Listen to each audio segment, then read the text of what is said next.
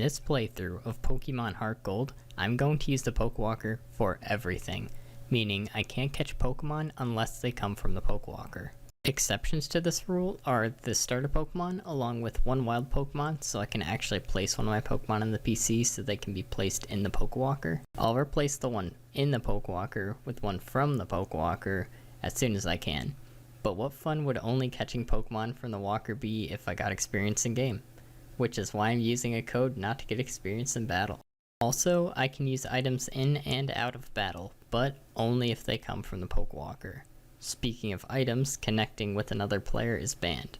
Not that anyone really uses Pokewalkers anymore, even though I totally think they should, because I mean, how cool would a resurgence of Pokewalkers be? But I actually have two of them because I usually buy both versions of the game. I'll be using these rules to try and beat the game in the lowest number of steps that I can, which now that I'm saying it out loud sounds kinda lazy even though I wanted to do this to go on more walks. A couple of important things to keep in mind are 20 steps equals 1 watt, 10 watts allows for use of the Poke Radar, which lets you find and catch wild Pokemon, 3 watts lets you use dowsing, which gives you a chance to find an item. Pokemon do not learn level up moves if they leveled up from the Pokewalker, so I hope you like Growl. Pokemon do not evolve when they level up from the Pokewalker because, reasons. 1 step equals 1 experience point.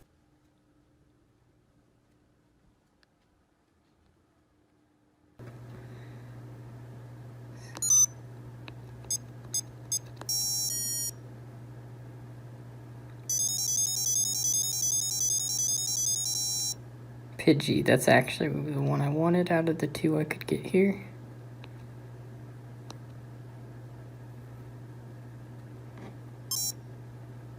Crit.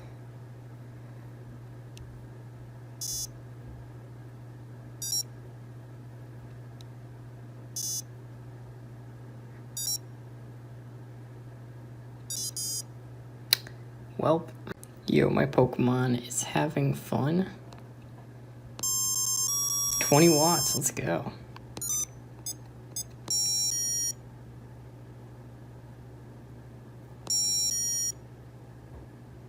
Okay.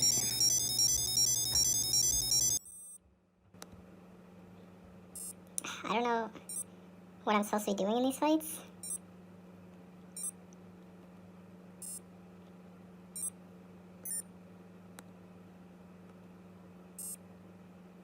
Okay, let's go for it.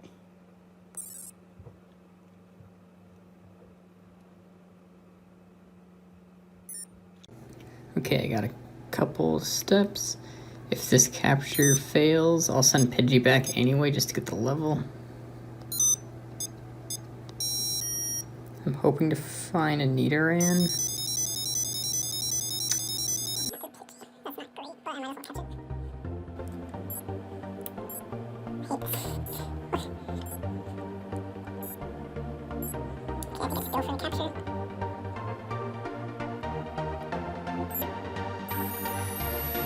Wait, I got some steps. Oh, this is quietly.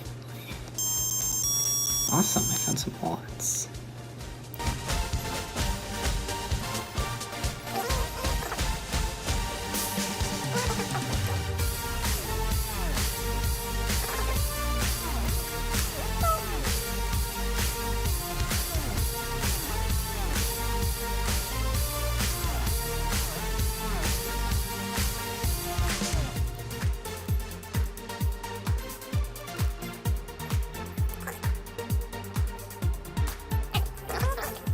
I'm gonna keep returning from strolls and leveling up my Nidoran and Pidgey until I get a lot of steps. That way I'll unlock being able to run into certain wild Pokemon and I'll level up a bit.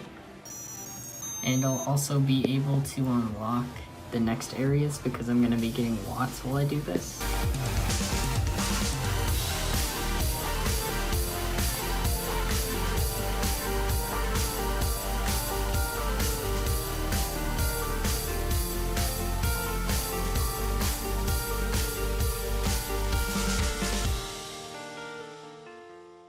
With my current team, the start of the game is pretty easy.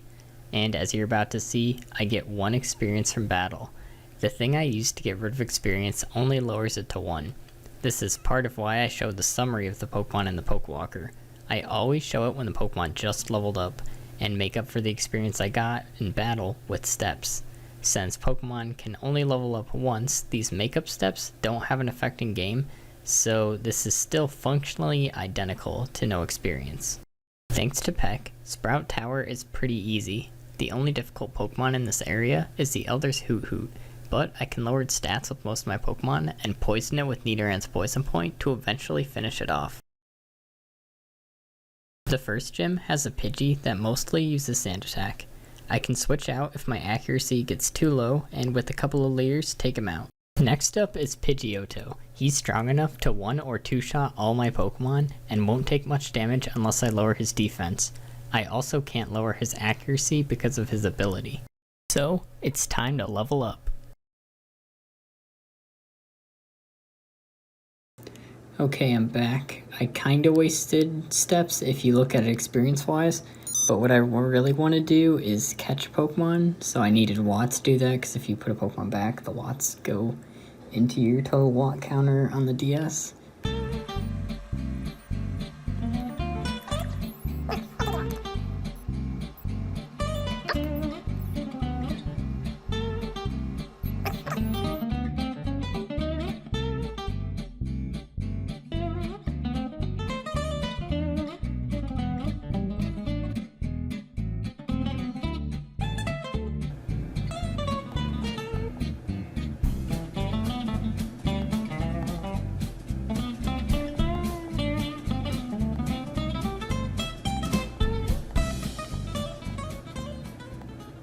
With my new and leveled up Doduo, I can easily take care of the Pidgey.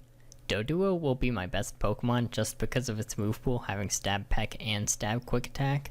That's pretty much as good as it gets with the Pokewalker. When Pidgeotto is sent out, I send in Nidoran to lower his defense and hopefully get Poison Point to activate.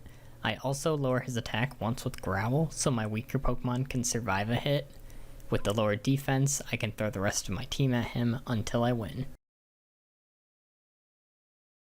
Without experience and what would be considered a good team for the time, I avoid as many fights as possible.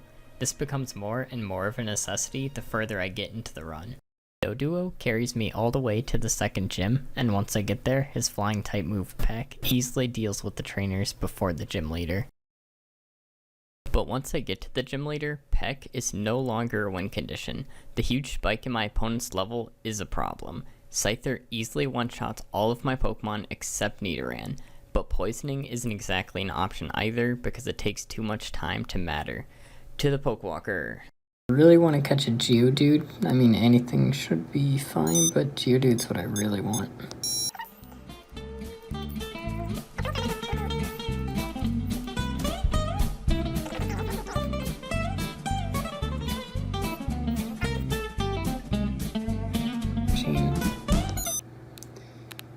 We're just turning the Watts.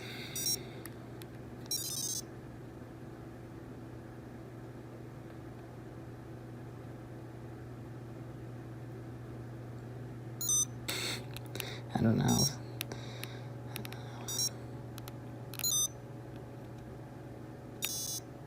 Okay, I don't really care.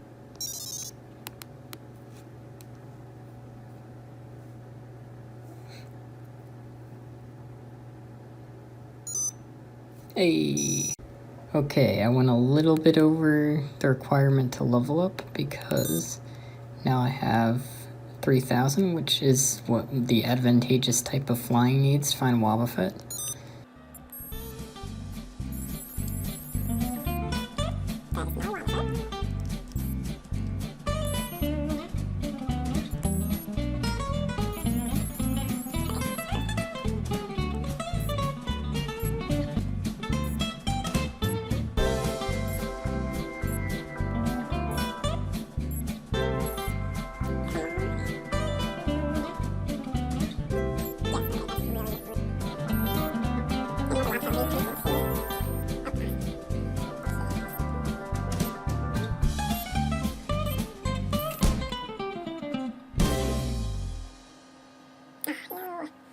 As long as Scyther doesn't use a status move, Counter will deal a huge blow to Bugsy's team.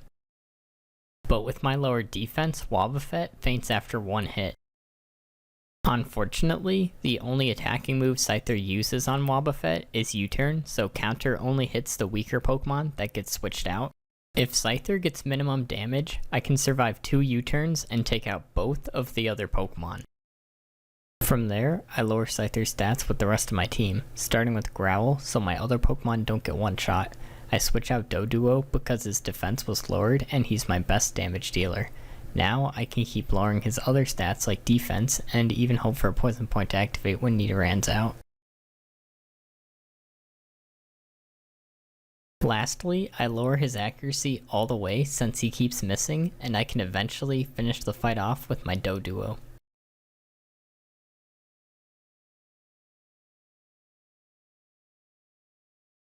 Since I can only use Pokemon from the Pokewalker, I need to give Pokemon I get from their HMs. I decide that I can't use HMs in battle though, because some of them are actually better than the moves I get, and they didn't come from the Pokewalker. Whitney is pretty easy. I lead with Nidoran for Poison Point. Clefairy uses Double Slap, which is great for me because each hit has a chance to activate Poison Point. I can keep lowering the Clefairy's defense while I wait for it to finish Nidoran. When that happens, I switch out to Doduo and use Quick Attack. With the lower defense, it does a lot of damage. Whitney uses Super Potion, but all that does is let Doduo get attacked by one Quick Attack.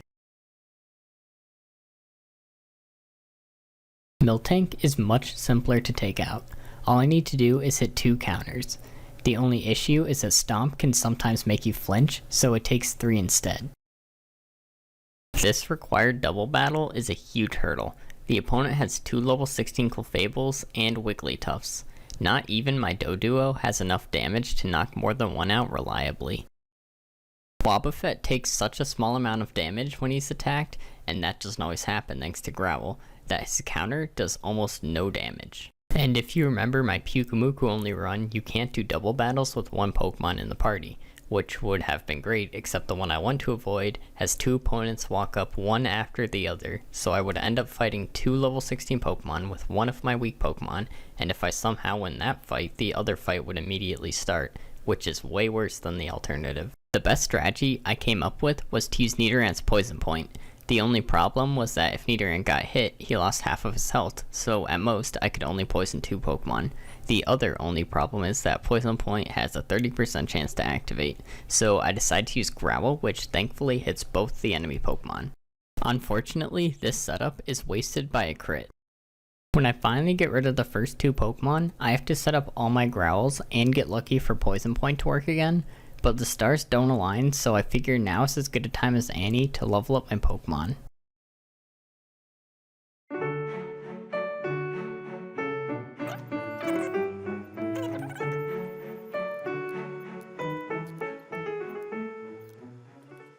Do people shake the Pokewalker for good luck? It's like a Pokeball. Hey! Okay, I'm just returning all those watts to help unlock the next place, because there's nothing else I really need. The moves on Paris alone are good enough. Hopefully it's Effect Spore.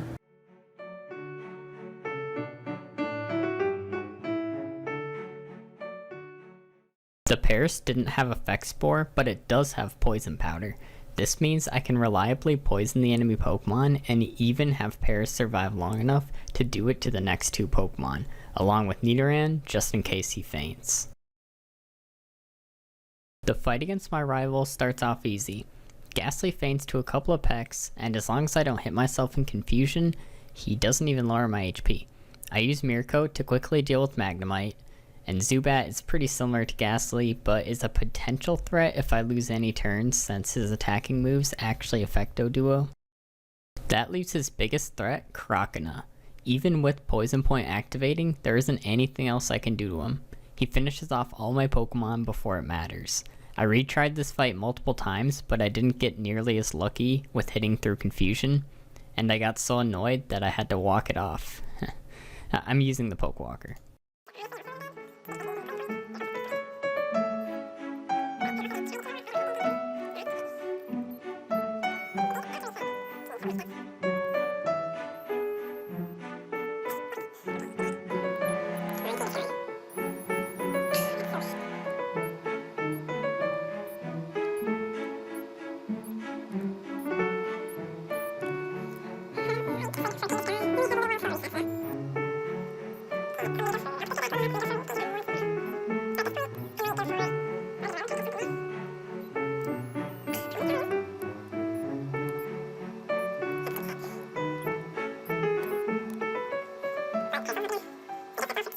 The key difference in my strategy is to save Wobbuffet for Croconaw.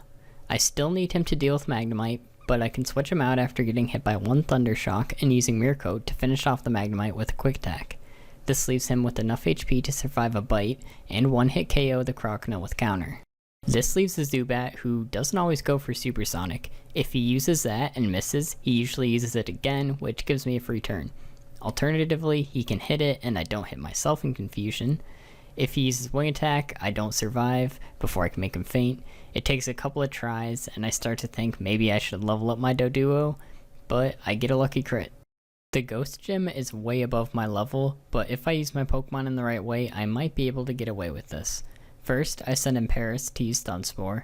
This will allow my other Pokemon to damage Ghastly safely, and I don't switch out until he uses Curse on me, so he loses half of his health. I let Paris faint in order to switch into Doduo on damage, since he already did his job. The Gym Leader even uses his Hyper Potion on his weakest Pokemon. I get really lucky with the amount of full paralyzes, which means I dodge some curse damage. I switch in Pidgey to lower the Haunter's accuracy, since his main method of dealing damage is to use Hypnosis into Dream Eater. I switch out when Pidgey gets cursed, and make the mistake of letting Doduo fall asleep. In my attempt to wake him up, he faints to a Dream Eater, which is a restart for the fight. This time, so that I can use Paris later in the fight, I send out Pidgey to eat the first curse thanks to Normal type not being affected by his ghost moves. If a Pokemon KOs an opponent, you can switch before curse damages, so I realized Doduo really isn't in any danger at the start and easily take out Ghastly. I switch back out to Pidgey to lower Haunter's accuracy again, only this time I make a much safer switch to Paris and paralyze him so he'll be lucky if he can even hit Hypnosis. He still has his Hyper Potion, so I switch to Nidoran to lower his defense to lessen my chance of losing Doduo. With the lower defense, I finish him in 2 hits. This Gengar's only attacking moves are Shadow Ball and Sucker Punch, so if I never attack him with my level 5 Pidgey, he completely walls him. I just spam Sand Attack even after his accuracy is fully lowered. This might take a while, but eventually he starts to use Struggle. I send in Wobbuffet to tank them since Struggle still destroys my lower level Pokemon.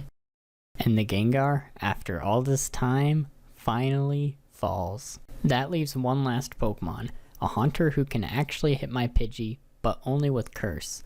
Once my Pidgey faints, I can finish the Haunter off with a Mirror Coat, completing my 4th gym badge.